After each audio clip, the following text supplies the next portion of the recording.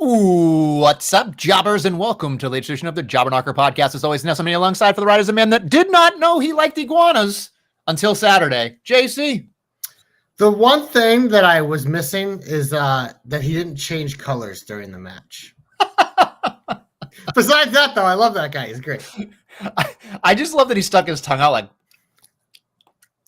and then like the fact that Lindsay Dorado was doing the cat thing. Like, I just was like, what are we doing? What world are we living in? I love it. I fucking love it. So worlds were colliding, baby. We have a lot to talk about. We've got Money in the Bank, Worlds Collide. We've got a lot of stuff going on here. I mean, it's a lot. There's a lot to talk about. We got Doc in the house already, right off the rip. So here we go. It's going to be He was asking me what time we started. I don't think he realized that we are 8:30 start time now. We moved to prime time in 8:30. Yeah. So yeah, we had to move back for Nestle family reasons. So anyway, yeah, JC, we can start wherever you want. It's a choose your own adventure. Bud. I got money in the bank. Shorty, what you drank? I got money in the bank. Shorty, what you drank? What was the first match? I believe it was ladies' night, right? It was ladies' night, actually. I thought this match was a lot of fun. As expected, right? With these 6 women, absolute banger. Naomi gets the big dub. She's missed Money in the Bank, Nestlemania. But yeah, I thought this was a fun match and a good showcase for everyone. I thought Roxy did the fucking yeoman's work in this match. I really enjoyed that. Women's wrestler alive. I don't think that's I don't think that's hyperbole. I think she really I've been saying it for a year. Yeah, just watching her do that like little springboard backflip onto the. It was just like, wow. Like, I didn't even think to do that in my head, let alone if I could do that physically. You know what I mean? And she just crafts shit up in her head and it works. There were a lot of great moments in this match, but I was just so excited. I was pumped and jacked for Naomi because I just was so excited because I think this is her best run, her best character. I think it works with her kind of just like being forgotten character. I think she can cash in on Jade or she can cash in on Belair at some point. Like, either works perfectly for the story. It's really interesting. She can have that loom over for a while. And like, I don't know if you watched the post show on Money in the Bank, but Big E was just, he gushed all over. He made her cry. He was just like, we started the same time 12 something years ago. And he's like, the factor that you've been around for 12 years. And he's like, you've had WrestleMania runs and you've had title shots and you've had title wins, but he's like, you're finding your footing right now. And that's a testament to you sticking it out. And she like started crying and she's like, you got to shut the fuck up because I'm going to cry and break character here. But she was just like, she was so excited. You could see that she had finally, like, I always love watching people when the light bulb goes off. And I feel like for her, this is the light bulb finally. Like, the glow wasn't bad at all. It was a really great gimmick. It got a lot of play with it. But you're always looking for that next level, that next gear. And sometimes you need a shift in an attitude or gear. You just need some type of presentation change. And watching her just hold the briefcase after that win, I was like, this makes me so happy. So happy. Well, it's pretty simple with her. We've never her entire career really saw her as a heel. Team Bad was a little heelish, but that was kind of like because it was like they were all baby faces and heels because of all the factions involved in New Girls and people were excited about it. But this is the first time she's really got to bite into that type of character. And that's why, like, when they were starting to tease this, I'm like, I want to see this because I think she's someone who can really succeed at it. And we saw like the first promo she did, it was just like, oh, she's cooking. So yeah, she's the money choice. And you hit on the point of why it's a money choice to have her win Money in the Bank is you have Jade Cargill and you have Bianca Belair that she could potentially cash in on. And that right there is money of itself. What was the next match? I forget. Dominic Mysterio defeated the Luchador. Octagon Jr., who had the 8-sided Junior, yes. Yes, the 8-sided Junior. A fan of Rey Mysterio, so it worked. And he was also pulling double duty that day, so kudos to him. 3 superstars did that. And I think, hey, you know what I love is for the love of the game, when people are just going in there and being like, fuck it, I'll wrestle as many times as you let me before the wheels come off. Like, I love people that do that. I love when people wrestle tournaments in the same day. Like, I love that shit. I think it's a testament to your tank. It's a testament to how good you are. And I thought Octagon Jr. did a great job. And again, it was a setup for him having a great showcase, but again, having an easy win, not an easy win, but it was a sizable win for Dom. And Dom continues kind of doing what he's doing. So I think it was a nice little addition at the end there. Yeah, we were wondering if there was going to be like a 5th match, a quick one, and this was it. But it served its purpose. I mean, Dom's on fire, so it's just like you got to showcase the kid. Next up, your girl Becky Lynch, new Intercontinental Champion. Lyra had to raise her hand and everything else. Have you seen the Photoshop that he did of me? Okay. I've So I seen it. have to give the doc some shout out there because he sent it right to me. I said, I look fantastic with wings. Not as good as she does. No, obviously not. But the match, like in my head, I was like, there's no way this match can get any better. And it did. I was so surprised how good this match was. And I even tweeted out, like, that's how you do a fucking leg drop. When she did a leg drop on the barricade, I was like, that's how you do a fucking leg drop. There are a couple oopsie pies in this match too, but like overall, what I thought was fantastic, because we won't remember the match, I don't think, as much as we'll remember the moment afterwards. I think what was really good about this entire thing was the fact that she made her go like all four corners or sides of the arena. And then, oh yeah, can you put it on my waist too while you're at it? Like she just kept needling her to a point where she had to snap. And I went, okay, I believe that, because now it's interesting. Now it's interesting. And then of course, we could talk about that later, what happened after, but like, it was just so cool to see that match happen. And I think Becky needs it, and we'll talk about it on Monday, because I think it parlayed into even cooler stuff. So yeah, I needed it. I think it's a strong word, but I thought we both agreed that it made sense with her getting this. Just the way the feud has gone. And, obviously like Monday, like you said, we have a third party interjected that makes a lot of sense. So, but yeah, no, I'm glad this got the Money in the Bank showcase, because like I said, I think on last week's show, it's like, this has been the best feud going right now. It's just been really good. It's only been going for about a month, but it's been really good and I've enjoyed it. So I'm glad they got the showcase, and I felt like they had a lot of time in this match too to work. What's funny is that Becky's not necessarily the most athletic person in the world. She does have that. She has that rodeo clown mentality, if you will. Yes. The Dean Ambrose School of Wrestling, as we call it here, the whoop, whoop, whoop, whoop, Three Stooges. But then there's Lyra, who's silky smooth when she's in the ring and comes up with like pretzel walnut credenza moves where you're just like, what the fuck are you doing? And then like she bridges and you're just like, I've never thought of that. And I'm always impressed. You know me, we've been together for a while, but like, I'm always impressed when I haven't, and that's hard for me to see something I've never seen before. But with like Stephanie Vaquer as well as Lyra, I feel like, and there are other people here that are just showing me things I've never thought of in my mind that could be potentially possible in a match like this. So I just thought it was incredible. And I think this is interesting. I think they got more left in the tank, if you will. Well, sidebar, since you mentioned Stephanie Vaquer, the moment of the weekend, the move of the weekend, the spot of the weekend was the double devil's kiss with her and Lola. And I might have to say this, Nestle, Lola might have done that better than Stephanie did. I was impressed. You could tell she was practicing that. I know Lola has those strong legs. So, whoo! Contain yourself. That was the moment. That was the everything of the weekend. Like that was, if you asked me to describe this weekend in one word, in one picture, it's that, because I think every single person on the planet was happy seeing that. Yeah. Can I have a hands up for Jesus? I just want to make sure. Okay. All well, right. I'm about to pick. So why don't you bring us to the men's match? Okay. So the men's match was next, I believe, after that, which, this was one of those matches where it had a lot of gaga. And again, you and I were not I think we're on the same page here. We're not happy with the end result of what's happening because it seemed like a foregone conclusion.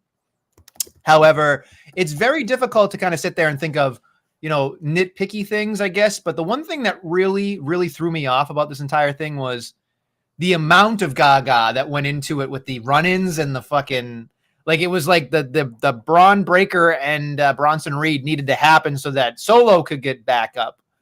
And then the whole I hate you Solo thing happened, which I thought was great. In my opinion, I think they could have done that somewhere else. I personally believe that could have been in a different day and it would have had a little bit more meaning. I don't know how everybody else feels about that. That's just my 2 cents, because I feel like when he said I hate you Solo, I felt like it didn't have the power of an I love you Solo, and I thought it could have been done a lot better. And then there was a point in there too where I thought Braun Breaker broke his leg on you could see him like limping after he's pulling thing up. I'm like, he's selling great, but like something looked like he was wrong. And then of course Monday happened, so he's a fucking freak of nature. But there just felt like a lot going on there. LA Knight surprised me in this match too. The doc is saying it was way too long, so I don't know off the top of my head how long. Well, I'll say that it did go a long time, but I will say the highlights of this match for me was Solo just doing everyone's gimmicks. That shit was hilarious. I thought he was the star of this match, like from start to finish. And that's why, I didn't mind the length. And I actually liked the Solo Jacob stuff because this has been building for so long, and it was a way to really showcase that, because that to me is what I remember the most from this match, is that moment of, Jacob coming out to even the odds with him and JC, and then Jacob setting up Solo for the win, and Solo just doing his thing, looking confident. And then you get the moment of the I hate you Solo in the turn, and that was like the big babyface moment of the match. Then we could all be let down with who won. But I just thought it was important because this just made sense for where this to go, because this has been building and building. You do it on the biggest stage. If Jacob is someone that you want to launch into the stratosphere as one of your top baby faces, you got to do it in a big match and on a big pay-per-view, and they certainly did that. And I mean, dude, Solo's going to get him over even more than he already is, because he is just so fucking good at being a dumb little shit. He brings just enough comedy where it isn't too much. So to me, that was the highlight of the match. But yeah, what came after that with fucking dumbass climbing and winning? It was just like I fucking snored, because I'm like, oh, here we go. But we knew it was happening, so whatever. I will say, when I watch Solo do the LA Knight stuff, I kept thinking, like, he went to the Chris Tucker School of Acting. Like, he just has that thing about him, like, come on, damn, like all that shit. Like, when I'm watching him, I feel like I'm watching Friday. So I don't know. Dude, he's just so good at that. Like, it just, his facials, the thing he does, like we had like the thing like a couple months ago where he's like shadow boxing. It's just like everything he does, he's fucking. I feel like people have started to like come around on him too, because I think people were really sour on him, like with the Roman stuff. But I feel like slowly but surely with this comedy stuff, like he's won a lot of people over. To give Doc credit on this, the match was the longest match of the PLE, 33 minutes, 35 seconds. That makes sense to me. So, I mean, it is the highlight of the night, most likely. So I feel like, the women only had 25, which was still a long match. So, I mean, it was just, I can't believe Octagon Junior only got, only under 5 minutes. All right. Well, that's yeah, fair. That was a quickie. Anyway, moving on, we go to the big main event here as John Cena and Logan Paul take on main event Jey Uso, and of course your boy, the quarterback, Cody Rhodes, 23 minutes, 45 seconds. Look, obviously the name of the podcast is Truth Gets Rehired. That was a fucking shock. Obviously, we can debate it till we're blue in the face here of what really transpired. We have no clue. That's the beauty of it, baby. I think that's wonderful, and everybody got what they wanted, I think, in this entire thing. And again, we can parlay it into Monday as well. But I will say, and it's not just the gimmick, and I'm sure Danny Grimwood, our boy, is in here. Make sure you hang out with Danny. He's a great guy. But I tend to lean on Danny a lot of this, because Danny kind of said this a long time ago when this started, and I was like, oh, no, Danny, what the fuck are you talking about?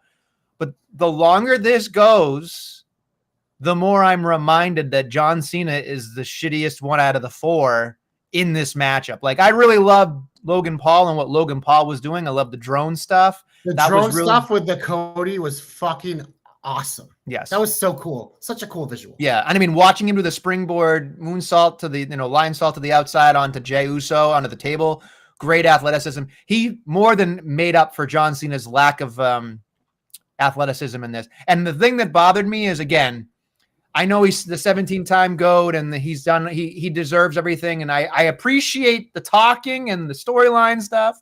But when it comes to ding, ding, ding, he doesn't even want to bump. Like, you can see the way he's bumping, and he's just like, my body cannot handle this. So we got 19 more appearances, and I'm going to guess out of those 19, we're going to get maybe 7 more matches if we're lucky. It'd be my guess. Maybe 5. You know what I mean? Like, I feel like we're just going to get to the last 5 here. It's definitely going to be a Punk, and I feel like there's a Miz maybe. Like, we're going to get a couple of random things at the end here. No, are you referencing the Instagram post he had today? Because I know that was the Saudi. That was the bloody. That was more. The mid. Yeah. I love that it was Samoa Joe too. There's something else there, like deeper meaning, Yeah, so. Of course. But I just think that the Miz feels like he deserves one more with John Cena, but I don't think they're gonna do it.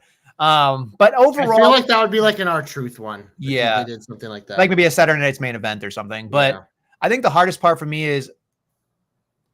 And I'm sure people can talk me out of this and say I'm the old man in the room and whatever, but I feel like as much I've appreciated John Cena for everything he's done, and I love watching him talk, and I think he's one of the best. I'll say this now. I think he is the best talker of all time. In terms of being able to be like, I don't care what you say about me. I can turn it around on you and make you look foolish. I don't think anybody is better at it than he is. I think he's Mr. Spin Cycle. He's fantastic. He can make everything make sense. And he's very, very good at a lot of things.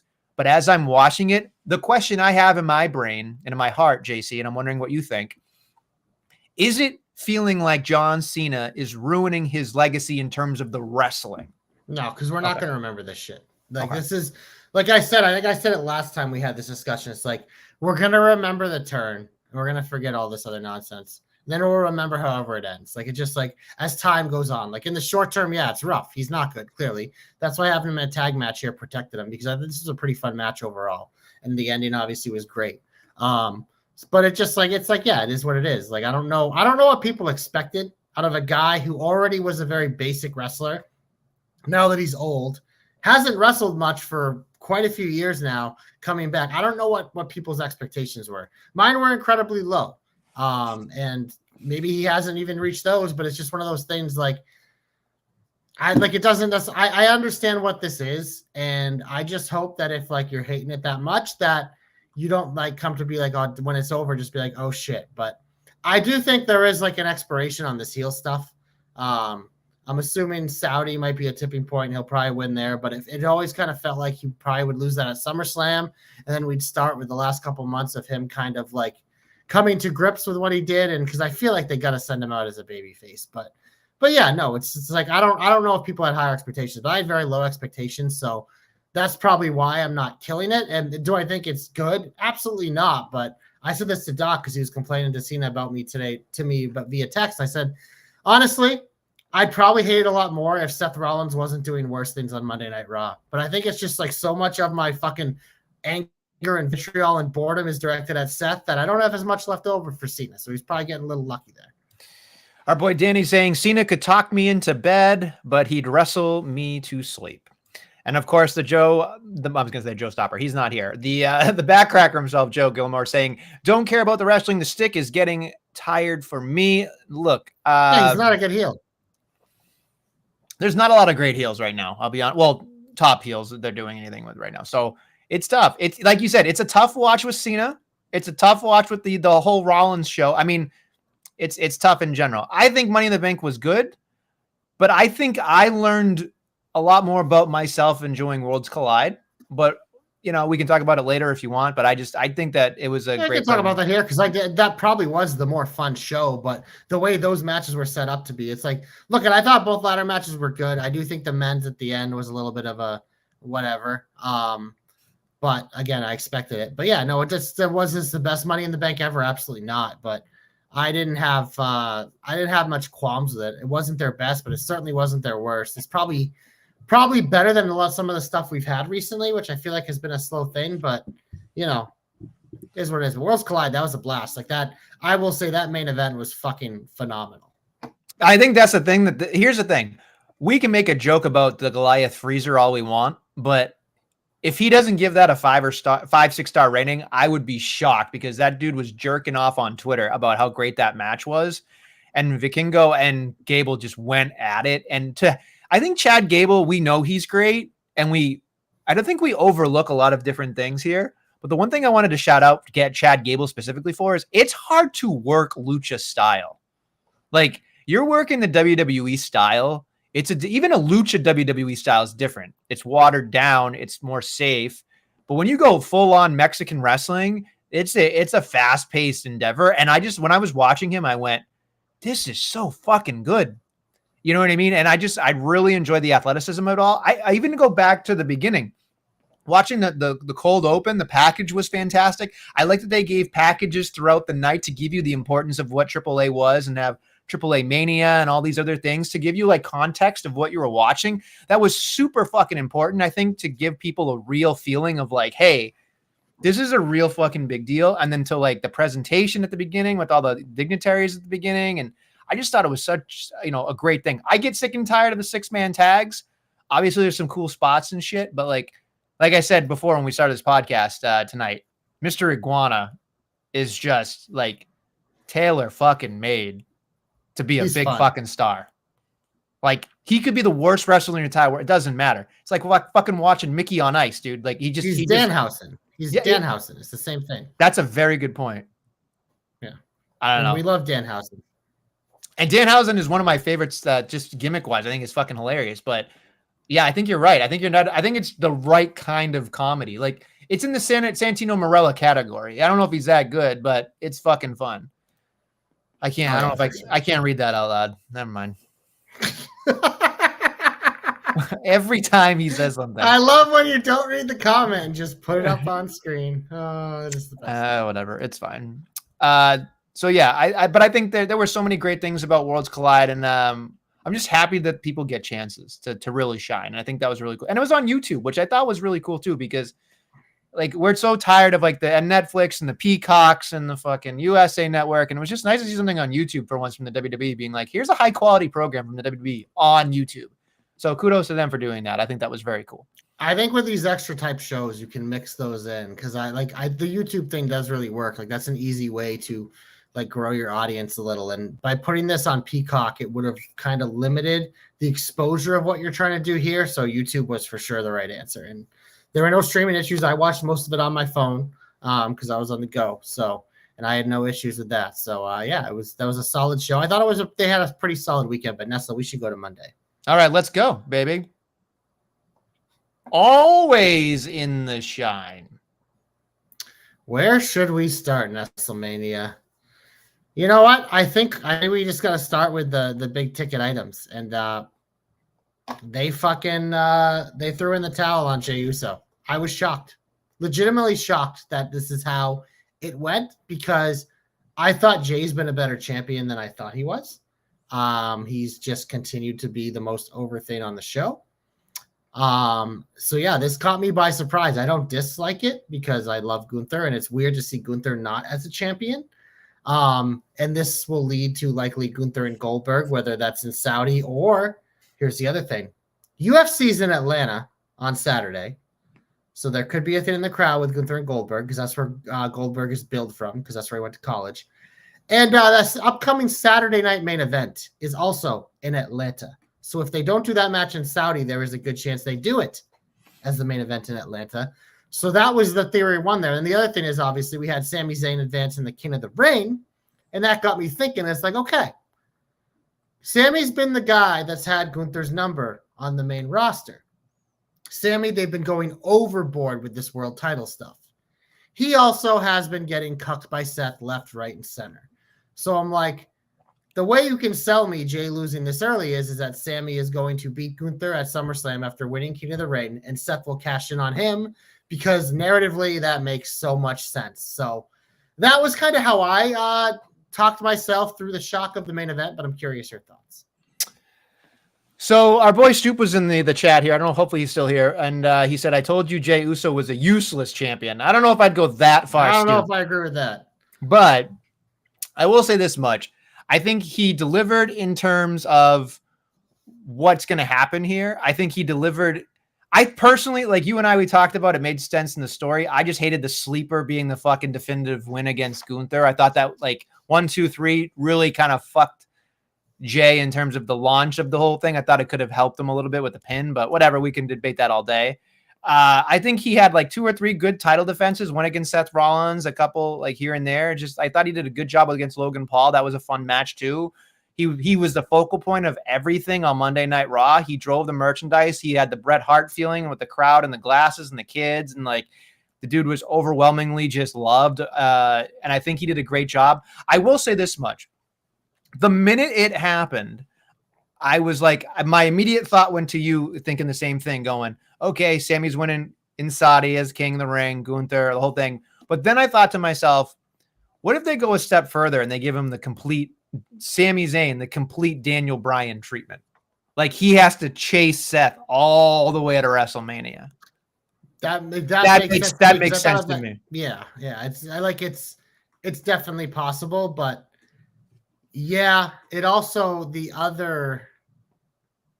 that one does too, but it just also feels like this is setting up for Punk to win the Rumble next year and them to finally do Punk Rollins at Mania and have Punk complete his Seth story by beating him. But there's obviously a lot of moving parts there, but the Sami one just made so much sense. But also there's another man in King of the Ring who's likely going to be challenging for a title, so they could go that direction as well. King Cody, because he's in one of the qualifiers. And I would think at this point it's Cody Cena at SummerSlam until like we have something perk up. Otherwise, it's felt like that's where they're saving that rematch too. But yeah, no, it's certainly interesting. There's a lot of moving parts here, but I still can't get over. Like, I was legitimately shocked. I saw the spoiler before I watched it. But yeah, I was very surprised because I think we all assumed like if Jay was going to lose it, it'd be via cash in. But for him just to lose clean together, who knows? Like, there's rumors that he might be a little banged up or whatever. Maybe that factored into why it was a little quicker, but I don't know. It felt weird. It felt weird to only give him the short amount of time that they gave him. Well, here's the thing, guys. I think I said it in the Jobber Knocker thread, but I'll say it here for everybody else. In theory, he was never supposed to be this guy, this hot, this big. Like, he was a tag team wrestler. He got hot. They rode the hotness, the hot hand, and it just kept. And then they took a gamble on it at the Royal Rumble, right? And then they cashed in the chips at the WrestleMania, and he became it. So in theory, he never really was supposed to be World Heavyweight Champion to begin with. So it's really just like, it shows off the hard work of what he's accomplished. And like, I look at it as like, he got a chance and he succeeded. It doesn't mean this is the end of the road for him. Certainly. I think he's going to be able to prove, like he's already proven. Yes, he might not be the flashiest wrestler in the world. He might not be the best in terms of, like being like, oh my God, he's going to put on a 5-star classic or whatever the fuck people want to see. But I think in terms of the WWE thought process, I think he checks a lot of the boxes. He moves merchandise. He has decent matches. The crowd gets up for him. They're all with him. He can cut a really good promo. He's authentic. He's raw. He's genuine. And I think instead of, we've talked about this for so long where it's just like WWE tries to manufacture these people down our throats, Cena's and the Rollinses and the Reigns of the world. And it's just like, give us, when we always want our guys. And I think they gave us one of our guys for once. So I look at it like he wasn't even supposed to be here today. And then he got a chance. And I'm happy for him because in theory, he was just going to be a tag team wrestler and an Intercontinental Champion. Yeah, but it's not that. The problem with that argument is you kind of do it against yourself, and you gave all the points of why he deserves to be in that spot. You could argue a lot of the champions, like, they aren't supposed to be there, like the Daniel Bryans, the Kofis. Like, you get these groundswells of like support for these people, and like they pull the trigger, and it's like usually like, they give him the run. Obviously, Kofi's didn't end well, but he had that thing like that he didn't lose that to the fall. 6 months. Yeah, and then Daniel Bryan became like a main eventer the rest of his career coming out of it. So it's one of those like, yeah, I agree with all those points with Jay. Like, he proved he did it. It does feel like they undercut him a little bit here because I think like SummerSlam was kind of the benchmark we set.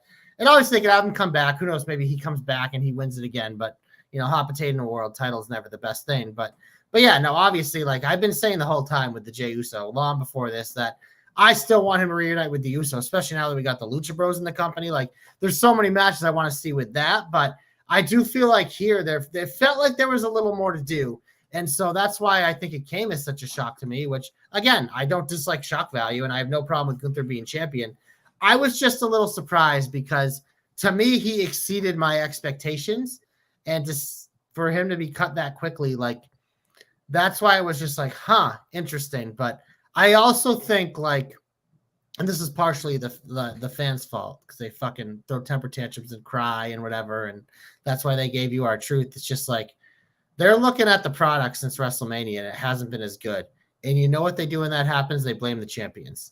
They're not going to fucking blame John Cena. So there's also part of it where they could have been like, yeah, this guy's great, but we got to go back and reset to where we're at with Cody and Gunther. So I don't know if that was that much of a bigger factor, but those things always like come in because there's been a lot of negative TKO and WWE talk since WrestleMania because people just like to flip on a dime. But like, they literally gave you exactly what you wanted on Sunday, and people still bitched about R-Truth being back because they wanted to argue about how it happened. It's like, they literally gave you what you wanted. And it's just like, I have my own theories with it based on the timing of how these things work. But it's just like, I don't know. It was a very interesting Raw, but I do think this was one of the more Raws I enjoyed overall because it felt like there were a lot of things that happened like this stuff, but also we had the banner matches. We talked about Sammy qualifying, Roxanne qualified from the women's. I love the finish to that match. It was perfectly done story-wise with Liv, and it led more to her frustrations, which happened later. So I kind of like where her character's going, but I just thought overall this Raw was good. But I mean, they do these a lot now in this Triple H era with these triple threat and fatal 4-way qualifiers, and it's hard to have a bad show when you have those matches on the card. I couldn't believe the finish to that, and when I saw the backstage segment, it took the words immediately out of my mouth. Well, I saved you from getting pinned. It was exactly what my thought process was. So good. And I was like, this is great. And like Roxanne looks better with the Judgment Day in my mind than Liv does, because Liv's a star in general, and as we can talk about later with who she interrupted later on in the night. But man, I love that match. I thought that Sammy did a fucking phenomenal job in his fatal 4-way. I thought like kind of a head scratcher with the LA Knight in it. I mean, I understand it. He got cost, and it feels like he's going from fighting with the Bloodline over there nonstop. Now he's going to fight with Seth's Bloodline nonstop. So it's just like, because he's one of their few big baby faces. That's what happens. Yeah, I know. I mean, I love just knowing that, like, the one thing that I thought was kind of odd was like, oh, we pulled the plug on Rhea so that it's like Rhea and Raquel again. And I'm like, okay, I know you guys are buddies, but like, I don't know if there's any chemistry in the ring, but okay, fine. They usually have good matches. Usually size versus size doesn't always work out, but going back to NXT, they've always had good chemistry. Okay. It's fine. Anything else you want to talk about this positive? I feel like we got to talk about R-Truth and Ron Killings here. Okay. I have a lot of questions with this because, look, I love R-Truth. I absolutely love him. I'm so thrilled he's back. I'm glad, however it worked out, that it worked out. I thought his promo was fucking very entertaining on Monday. I thought it was great. I know you probably fucking are full chub for fucking shaving his head. There it is. All I could think of was that. I was like, oh my God, this is like the Nestle's like fucking generational promo because of the haircut. But my questions is like, now that we've got what I wanted, he's back. It's like, realistically, what do we think is next for the Ron Killings character? Because, I mean, Booker T said he's going to win the world title. I don't know if that's going to happen, because let's be real. Part of the reason they probably we're going to let his contract expire potentially is that he's 53 years old. And he hasn't, like, he wrestles here and there, but he's mostly been a comedy act, probably for a reason. It's not like one of those things. And obviously this Shift seems like a more serious character, but like realistically, where are we going from here? Is it just one of those things where like they're going to capitalize on the moment? He'll probably be super over, but then just like a year, people will forget about it and he'll probably be gone anyway. So I'm curious what you think there, like what you actually think a realistic path is for Ron Killings going forward now. So I think, I'm optimistic, which I never am. So all the jokes good for truth. I know. I'm trying not to curse the poor bastard. So I'll say this much. When R-Truth or Ron Killings was in NWA TNA way back when he started, and he was the champion on a weekly pay-per-view show that you had to watch, like you had to fucking find it to pay for it, kind of stuff. I watched and I was like, who is this guy and why did they give him the championship right a fucking way? But you watched what he was doing and you were like, this guy fucking is a star. This guy could be an amazing heel. This guy could be an amazing babyface if you want. He was incredible. And then he went to the WWE and he went goofy and I was like, he's fucking incredible at that too. So he's always going to have a place. He's always a utility player. I personally believe that he ain't fucking winning the world title, but I think he's going to have some marquee matches as Ron Killings. I also think, and this is I don't have any inside information. We know nothing, right? But like, for me, it felt like he really was fired or let go, not renewed. The groundswell happened.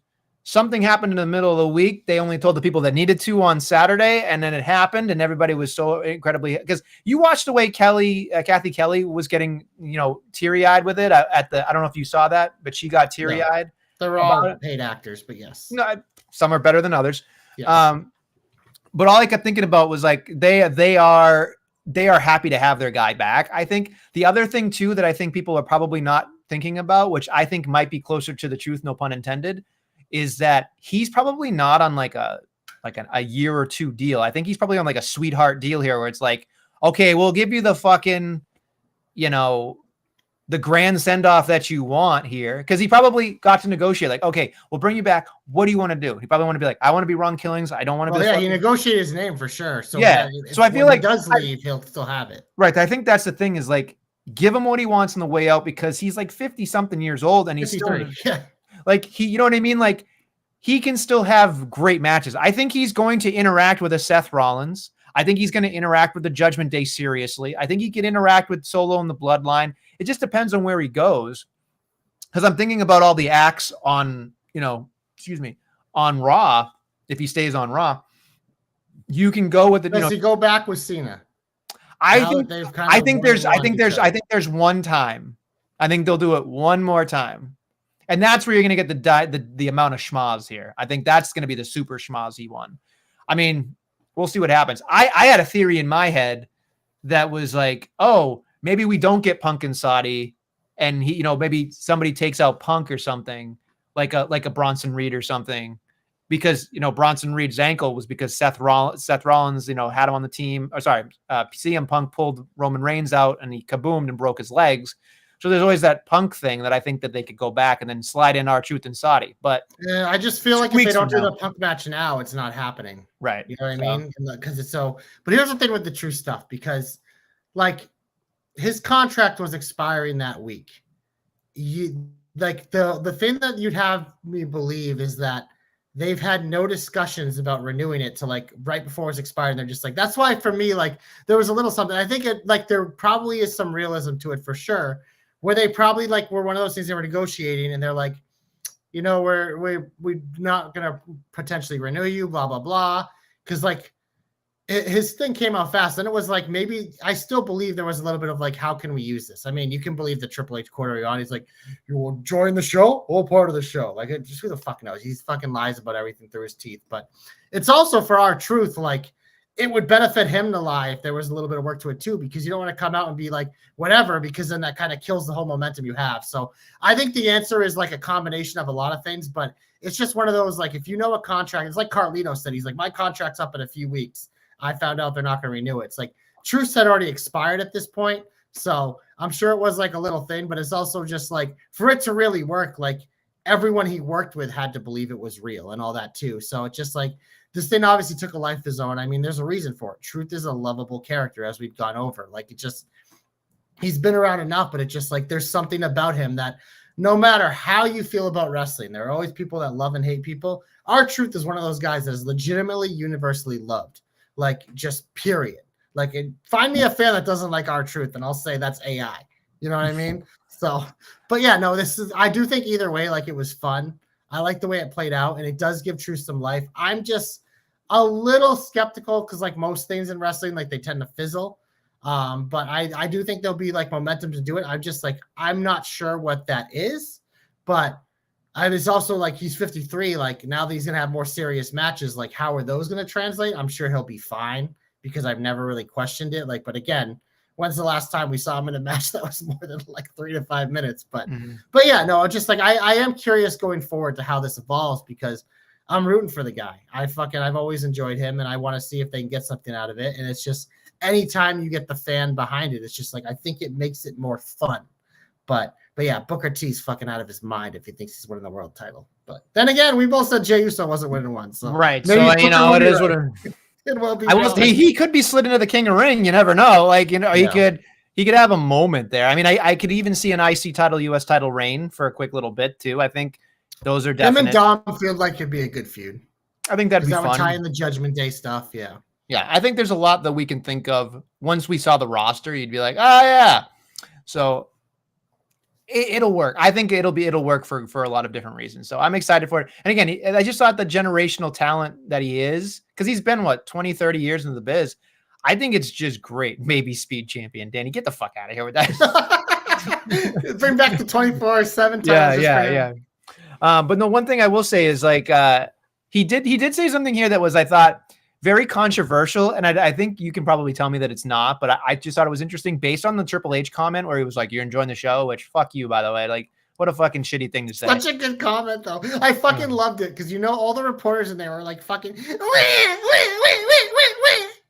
So. I mean, like in my head, I was just like, "What a dick thing to do," but I would have done the same thing. I would have done the same thing. I would have done the same thing. But here's the same show. It's all part of the show. What a fucking asshole! I love it.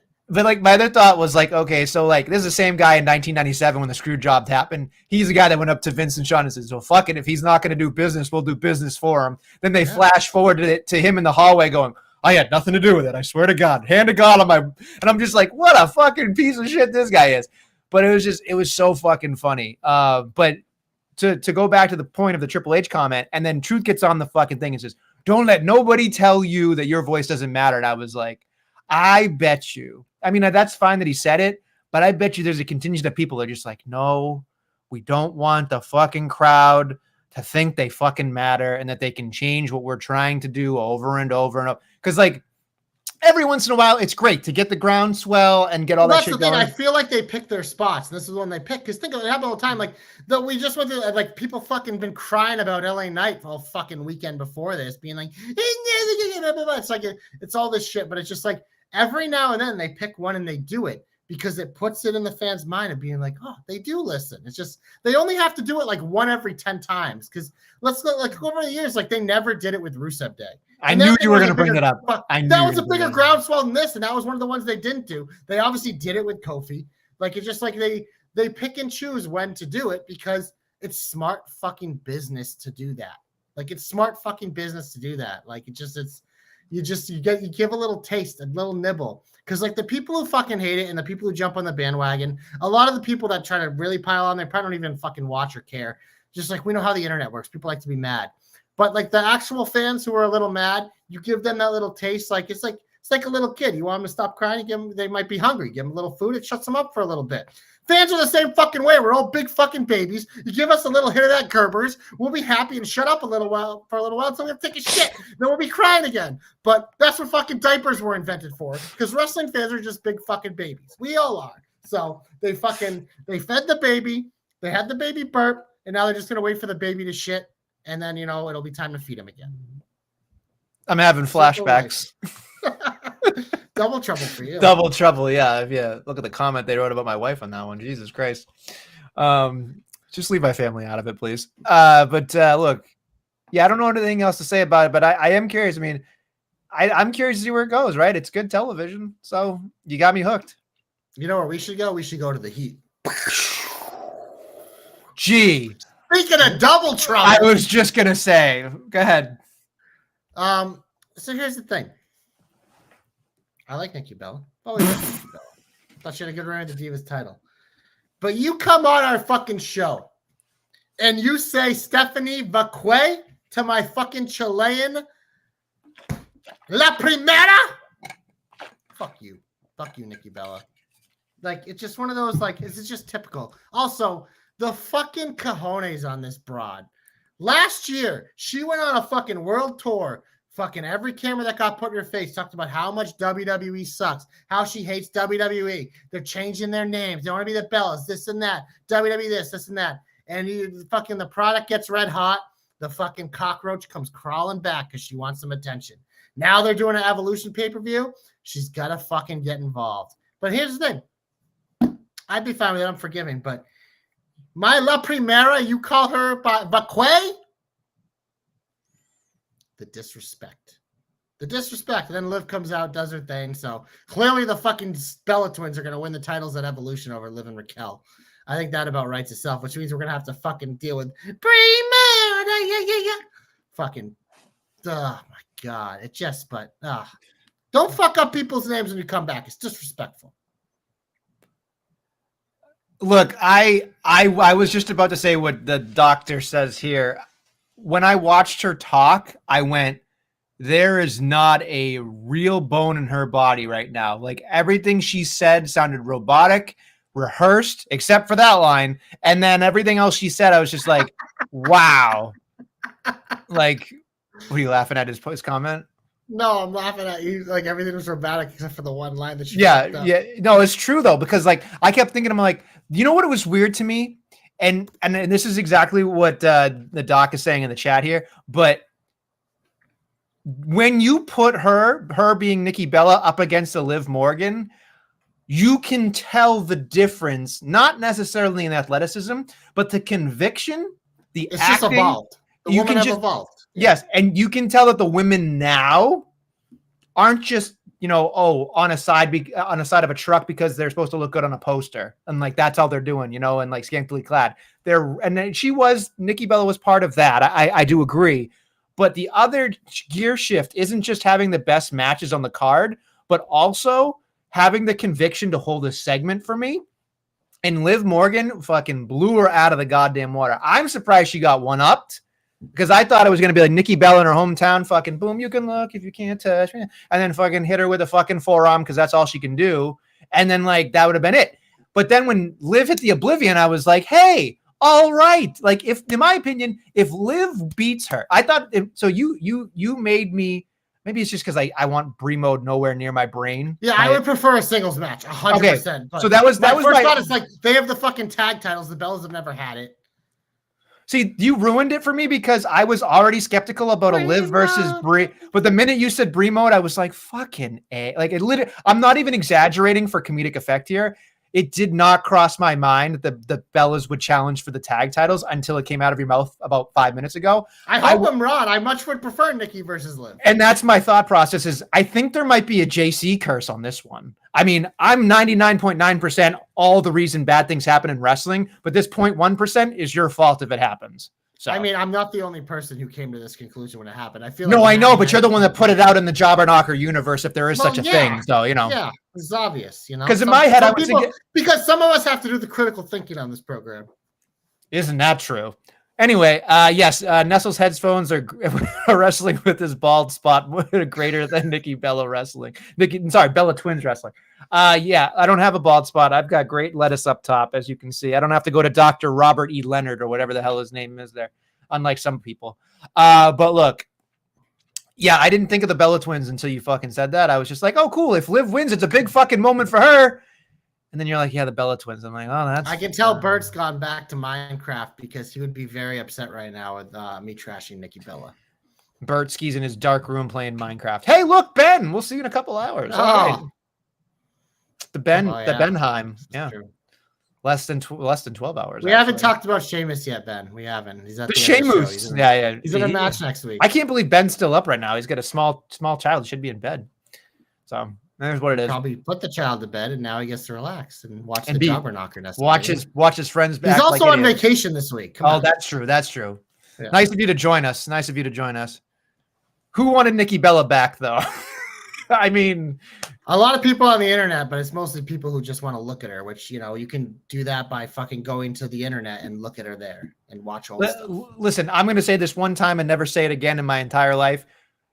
What happened to her in her personal life fucking blows. But we live in a world where that fucking piece of shit hit her, and now she has to pay him alimony. And I'm like, is that the reason she came back? You know what I mean? Like in my head, I'm just like, this poor woman has a lot of shit in her personal life. I think it's just like it's just one of those things. It's like it's how like when you're someone who's been in the spotlight your whole life and you don't have it, and you have time to get it back. Like it's human nature. Like fair enough. But I kept thinking. I would assume like I feel like she's got a million side hustles because I remember even on like Total Divas Days she had like side hustles. So I mean she's always seemed like that part like she played kind of a ditzy character, but I think she was a lot smarter, especially business wise, than she let on TV. Well, that was not an A+ performance from Nikki Bella. Wow. So, oh well. You got any other heat? Yeah. Do you? Let's hear it. No, I don't have any other heat. That was really it. I thought, like I said, I thought it was really good Raw and SmackDown. I don't even remember what happened. I don't even know if I watched SmackDown. I probably did. But. SmackDown pissed me off, and I'll say this way because there was too much Rollins on it. It was like he interjected himself in like 14 different segments, and I just kept typing on Twitter, too much Rollins.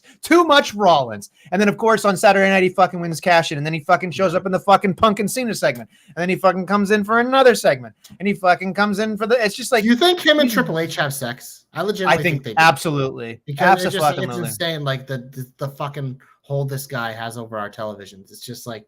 And look, I try to like Seth because I respect the hell out of him. But it's just like, oh my God, it's sufferable. I don't know. I just, I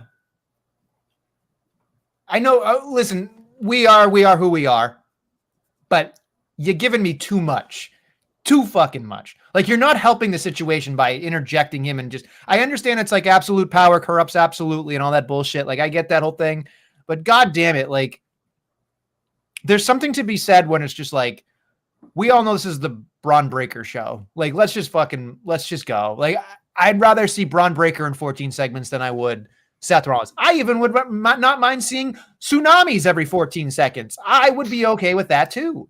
But the amount of Rollins stuff is just too fucking much for me. And it's just like, I can't deal with it. I just can't deal with it. It's getting to a point where it's not a fucking, I don't want him to win thing. It's just like, don't want him on my TV.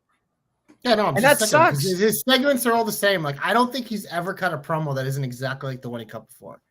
And that to me, it's just like, and even Heyman doesn't help it because fucking Seth still talks too much. Heyman should be helping him by fucking taking the mic out of his mouth. It just makes me very, very mad. I don't know. We didn't talk about everything in the Sun here, so I guess we could just wrap up if we want. But I'm trying to see if there's anything else that I wanted to bring up here. I am curious what happens going forward with this AJ Styles promo when he talked about Rollins again, and he also talked about Dom, and I was just like, can you go for Dom? For the love of God, can you go for Dom? I know the AJ Styles and Rollins crew would be fine, like it'll be good matches, but I kept thinking to myself, like, why are we feeding all these fucking people for Rollins until he cashes in? Like, it just enough already. It just feed LA Knight to him so Nestle doesn't have to watch that. Exactly. Thank you. Instead of 2 segments, put them together in 1 segment, so I could just fast forward it. Exactly. Now you're speaking my language. That's what I love. It's just easy fast forward. We need a shirt that just says 32X with the fucking sign on it. That's all we need, because that's what it is. 32X. That's it. That's fast forwarding into the end. Remember SmackDown. That's probably true. That's probably. All right. Well, then let's get hopeful then. All right. Glorious from Mildly Hope and Nestlemania. I'm going to stay on Raw because next week I'm going to talk about your boy Sheamus here, Ben. We have the other Fatal 4-Way for the men's match. The women's, we know who it is. It's Asuka, Ivy, Raquel, and Stephanie. But the men's is Sheamus, Rusev, Big Bronson Reed, and the ever fearful question marks. So I see question marks, and you know I got to make it my hope. So hashtag JC knows. Hashtag JC hopes come true. There's a couple reasons for this. One, the King of the Ring's all about fucking wrestling. This guy is an incredible fucking wrestler. He's been out, I think, pretty much a year. And another theory that, you could go with is like his biggest rival is, once again, the world champion. So you know where I'm going with this. Ilya Dragunov is the question marks. Ilya Dragunov picks up the win because we know Sheamus and Rusev are going to cancel each other out with their broodiness. Big Bronson Reed ain't winning, so question marks is winning. And Dragunov makes sense. I think the brackets are like Raw, SmackDown, so they don't have to face. But then the reason why I also love this is like I could legitimately see, like, if you want to make Dragunov a big deal when he comes back, because they were starting to push him as a big deal. His like return thing would be a feud with Gunther at SummerSlam, him to win King of the Ring. He's the type of talent you'd want winning King of the Ring because again, it's about wrestling. He's the guy that could do it. And I think a lot of people have just forgotten about him because he's legitimately been out a year with an injury. But this feels like his spot. I like when I was going through it, I'm like, this seems way too obvious. And especially since that person's going to win, Gunther's the new champ. It's like everything's lining up. And I fucking want it. So hashtag JC knows. Hashtag JC hopes come true. Ilya Dragunov returns. And he advances to the semifinals of the men's King of the Ring at whatever this pay-per-view is called. Night of Champions. That's right, Night of Champions. There you go, Bubba. Also, yes. I'm insulted that you didn't pick Mr. Iguana to be question marked. Well, Mr. Iguana ain't gonna fucking win. Give us him, you coward. He's on NXT tonight. You can watch him on NXT. I plan on to. I plan on. Listen. The best wrestling show on TV. I mean, if there's anybody that can make an Iguana more over, it's Shawn Michaels. So it's fine. He took a picture with it, and it was everything I hoped for and more. He gets it. He just fucking gets it. He just has fun. And that's why he's perfect for NXT because that show's just about fun. Having fun. Yeah. Learning how to have fun. And you guess what? If the performers are having fun, Nestlemania usually means we're having fun too. It's true. Make people forget that wrestling's supposed to be fun. Not that serious, brah. My hope is, I was watching the New Day segment backstage where Kathy Kelly kind of stopped talking to AJ Styles and then moved on. And you could hear Waller talking to New Day. And I kept thinking to myself, like, oh yeah, New Day's the tag champs. Boy, they were red fucking hot. They were doing so good. And then they got the tag titles, and then I just stopped caring because it was like nobody to fight. It was just like, what the fuck are we doing here? Like I kept watching to me and go, man, what are we doing? Like, what are we doing? And then I saw the Waller thing, and he was talking, then he got cut off, and he goes, I'll talk to you guys later. And I was just like, okay, good. My hope here is that they fucking finally turn the fucking theory thing on. And Waller joins with the New Day, because in my head, I was thinking, okay, New Day by themselves are perfectly fine. But having New Day with somebody else in that third spot that's not necessarily a Big E or the Odyssey Jones or any, like, I think having Waller with the New Day gets them exponential heat, I think, in a way. And I could even see an Intercontinental or United States Championship reign here if they change belts or anything like that. But like, I just feel like it works, and I feel like there's nothing likable about Waller, and I think like there's still that like coolness factor with the New Day. So when I saw that, I went like, oh, they're all gonna fuck real hard. They're all gonna fuck. Big fucking orgy on Monday Night Raw. Yeah, they're gonna fuck Theory right in the ass. No, it's just like it's gonna be one of those things where they're gonna fuck him over big time, and I just think that that's gonna make him an uber baby face. You know what I mean? Like, I really do believe they're going to make him a He's already right on the cusp, because, like, anytime they actually put it on TV, the crowd's hot for Austin Theory. I'm just saying to myself that, like, Waller with backup against the Theory just works in a CDF storyline. Like, I think it's going to work perfectly. And so I think that's where my hope's going to be, because I think it's going to help everybody out. And I think that's where we're headed. We need to, like, reshift and regear a bunch of things here. Because, like you said, after WrestleMania, I left a lot of people with bad taste in their mouth. Yeah. There you go. There's my hope. I'm all for it. I'm all for more Grayson Waller in my life, and matching up heels with heels. It works for me. Nestlemania, we're going to the comeback, and don't call it a comeback. You ready for this? JC's leaving the WWE circuit. I'm heading over, parking my car at Daly's place. I know they're not doing shows there, but I'm giving my comeback to someone in AEW, because Nestlemania, former NXT superstar, AEW superstar. She's been on the shelf for a while, being pregnant. Her hubby's still wrestling. He's a tag champ, I believe, still, with Cody's older brother. I'm giving my comeback to Tay Mello. She's back, baby. Came back looking fierce like she always does. She's a badass. And you know what I rewatched in Celebration? Anna Jay and Tay Mello versus Penelope Ford. And what's her name? In that fucking awesome fucking tag match. Oh, that was such a fun match. And it was probably the highlight of those four women's careers on AEW. So I was thrilled to have Tay Mello back. She obviously returned to save Anna Jay from Megan Bayne and Penelope Ford. So we'll have a little tag team match play, and maybe we'll run back the violence, because I'm all about it. But it was great to see Tay Mello back. I'm glad she's back, because we're beginning to wonder if she was ever going to wrestle again, because you never know. Sometimes when people get pregnant, they don't. But she's back, baby, and she's back looking like a stud.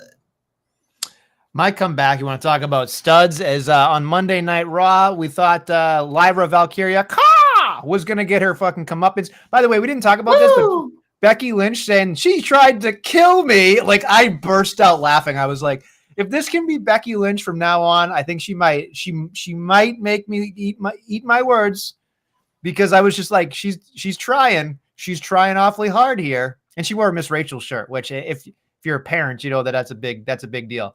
But which I cracked up about, because I was like, look at this mom out there trying to cut a promo.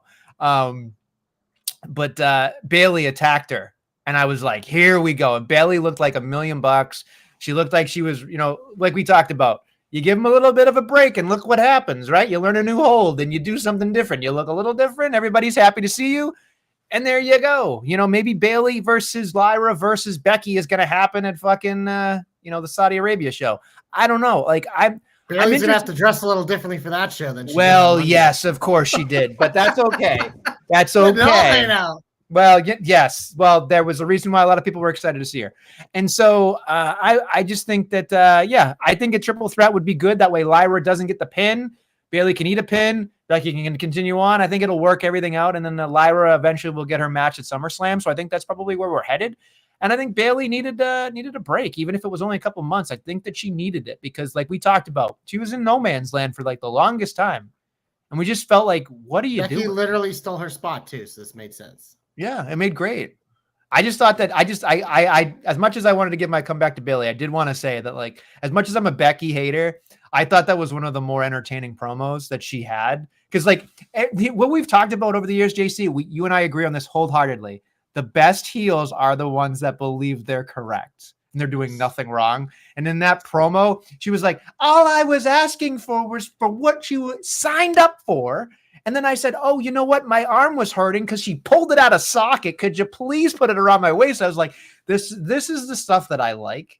So I was fine with it. And then when she did the whole "you tried to kill me" thing, I was just like, this is so goofy and so ridiculous that I'm enjoying it. So the best feud in the whole world is getting better. So I'm excited for it. This thing still has wings, baby. We're still flying high. And we're going to finish here Nestlemania with some previews for next week. We have this week, loaded card on SmackDown on USA. We have, so here's the thing. I don't know which matches are this week and next week, so we can just preview all the Fatal 4-Ways. One of them is Cody, Priest, Andrade, and Nakamura. I'm assuming Cody's going to come out of that, but that is a fun match. We also have Orton, Knight, Alistair, and Mello. That one's interesting because it feels like LA Knight's probably going to get screwed. Mello and Black feel like they'll cancel each other out, so it feels like Cody and Orton are the two advancing here. What say you? I think they're going to pull a swerve, bro. I think they're going to sign Swerve? No, yeah, right.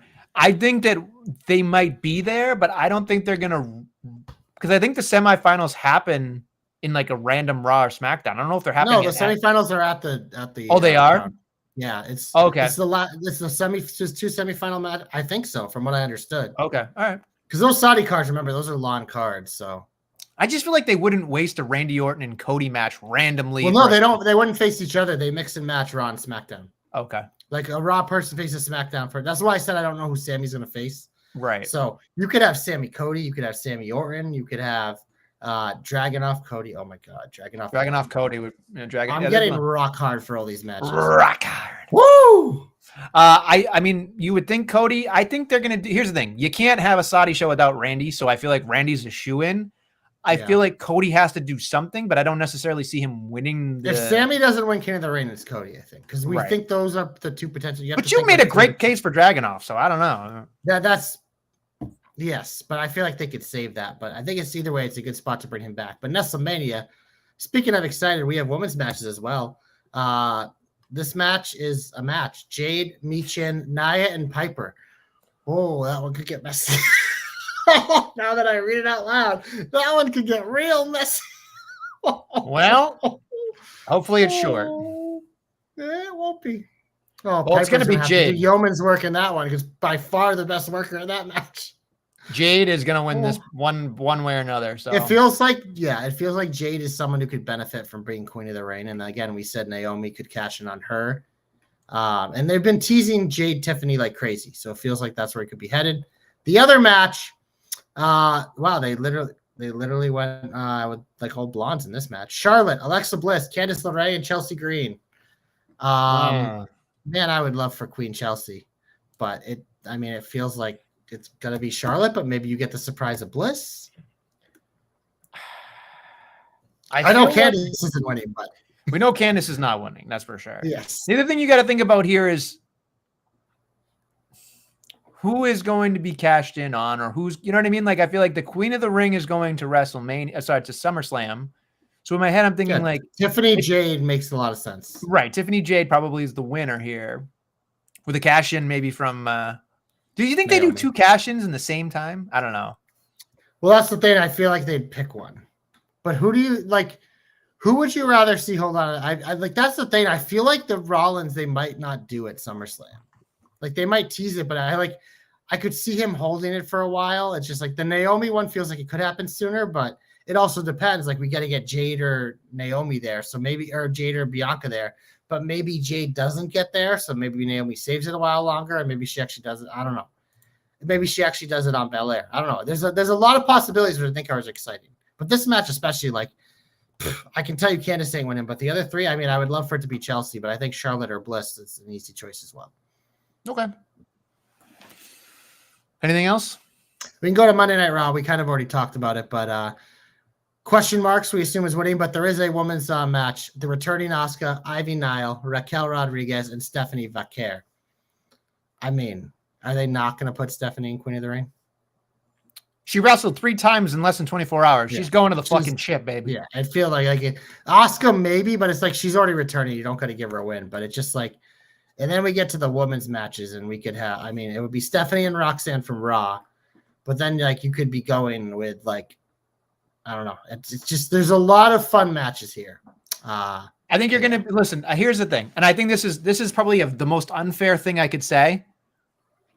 As much as we love Stephanie Rehired, I don't know if she's as good as we believe her to be if the finals are Jade and Stephanie. To pull a match out of Jade to a point where you're like, wow. Roxanne's probably the only one that I can feel confident doing that. There you go. Stephanie would probably be the second person because look at part of the Stephanie thing is her aura and her character. Sure. Like we all are just fucking in love with her. And she just gets it and she's embraced everything that has come her way with it. Like her facials are elite. It's just like she was someone that literally I had never seen wrestle before until she wrestled Mercedes. And I was like, oh, she's really good. And then she gets here and I'm like, oh my God, she's better than I thought she was. And her fucking rocket ship is just taken off because everyone feels that way. Like her presentation is fucking elite.